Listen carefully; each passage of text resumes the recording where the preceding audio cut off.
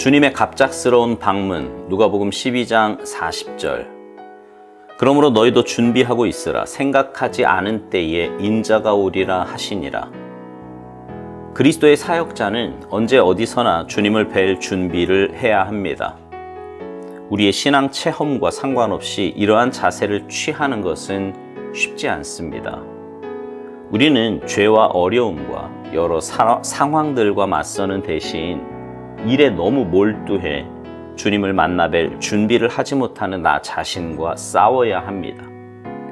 사실 우리에게 가장 필요한 것은 자신의 믿음, 신조, 유용성이 아니라 오직 주님을 만나 뵙는 것입니다. 예수님께서는 우리가 기대할 때 오시는 일이 거의 없습니다. 그분은 우리가 가장 기대하지 않을 때 나타나십니다. 그리고 우리 입장에서 논리적으로 볼 때 그분이 오실 시기가 전혀 아닌 때 오십니다.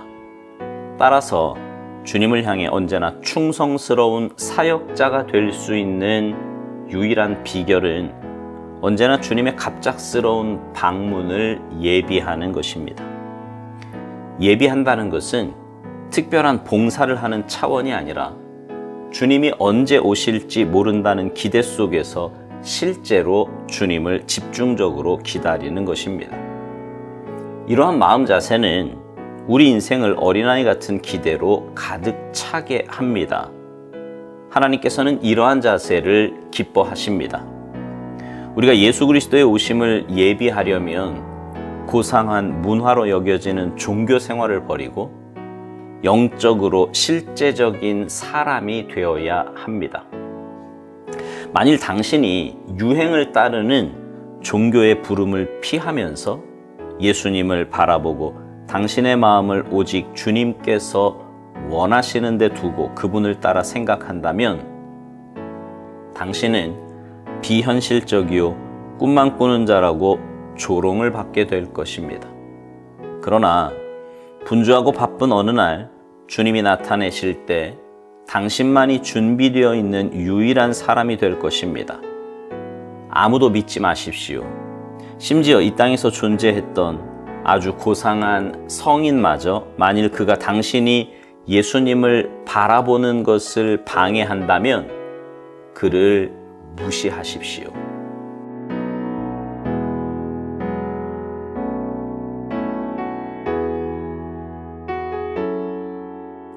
한국교회의 가장 큰 문제점 가운데 하나가 바로 신앙 따로 삶 따로라는 것입니다. 교회에서는 정말 신실한 그리스도인 같아요. 기도도 거룩하게 하고 봉사도 열심히 합니다. 헌금 생활도 최선을 다해요. 그런데 집에서나 직장에서 혹은 학교에서는 영 딴 사람이 됩니다. 자기 욕심대로 고집대로 살아가요. 세상 사람들과 다를 바 없는 그 말과 행동으로 다른 사람에게 상처를 줍니다.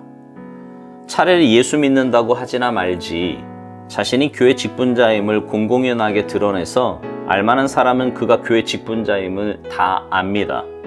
그러니 세상 사람들은 그에게 기대가 있을 건데 기대에 전혀 미치지 못하고 자신과 동일한 모습에, 아니 때로는 그보다 더 악한 모습에 손가락질하며 욕을 합니다.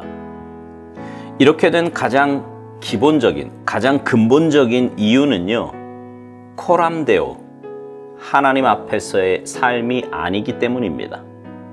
마치 고대 이스라엘 사람들이 하나님은 성전에만 계신 분으로, 자기 고향에만 계신 분으로 생각했던 것처럼 하나님은 교회 안에만 계신 분으로 착각해서 그런 건지 몰라도 삶에서 전혀 하나님 앞에서의 삶을 살지 않는 것입니다. 그러나 여러분, 하나님은 늘 우리와 함께 하십니다. 꼭 기억하십시오. 하나님은 늘 우리와 함께 하십니다. 내가 교회에서 예배 드릴 때에도 물론 함께 하시지만 직장에서 일을 할 때도, 가정에서 쉴 때도, 밖에서 친구를 만날 때도 하나님은 늘 함께 하십니다. 그래서 하나님을 늘 의식하며 사는 삶, 이것이 참된 그리스도인의 삶의 모습입니다. 코람데오의 삶을 살아야 하는 가장 큰 이유는 주님이 언제 오실지 모르기 때문이에요. 바꿔 말하면 내가 주님 앞에 서야 할 날이 언제 닥칠지 모르기 때문입니다. 오살르 목사님은 이런 말을 합니다. 주님을 향해 언제나 충성스러운 사역자가 될 수 있는 유일한 비결은 언제나 주님의 갑작스러운 방문을 예비하는 거라고요. 여기 예비한다는 것은 특별한 봉사를 하는 차원이 아니라 주님이 언제 오실지 모른다는 기대 속에서 실제로 주님을 집중적으로 기다리는 것이라고 말합니다. 주님 앞에 서야 할 그날을 사모함으로 기대하며 사는 사람의 삶은 충성스러운 사역자의 삶이 될 수밖에 없을 것입니다. 매일 아침 눈을 뜨는 우리는 내일도 당연히 눈을 뜨고 하루를 살게 될 거라고 생각합니다. 그러나 아닙니다. 아니에요. 하나님께서 오늘 하루를 허락해 주신 것처럼 내일도 허락해 주셔야 우리는 삶을 지속할 수 있는 것입니다. 그렇다면 오늘 내가 사는 삶이 하나님 앞에서 사는 마지막 날인 것처럼 살아야 합니다. 그게 사역자의 모습이고 신앙인의 모습입니다. 그런 삶은 부담과 억압의 삶이 아니라 기쁨과 기대의 삶일 거예요. 왜냐하면 주님의 나라가 가장 좋은 곳이고 참된 평안과 안식이 있는 곳이기 때문입니다. 그곳에 주님을 만나는 것에 대한 기대와 소망이 늘 우리 안에 있게 되는 거지요. 오살르 목사님이 이런 말을 합니다. 우리가 예수 그리스도의 오심을 예비하려면 고상한 문화로 여겨지는 종교 생활을 버리고 영적으로 실제적인 사람이 되어야 한다고요. 여러분은 아마도 다미 선교회를 기억하실 것입니다. 주님 재림하신다고 날짜까지 받아서 그날을 준비한답시고 모든 삶의 현장 다 포기하고요. 교회에 모여서 예배만 드리고 전도만 하면서 그날까지 기다렸던 사람들이 있었습니다. 결국 그날은 해프닝으로 끝나고 말았지만 기독교는 또 한 번 세상의 조롱거리가 되기에 충분한 사건이었습니다. 여러분, 주님 오신다고 하면 그래야 됩니까?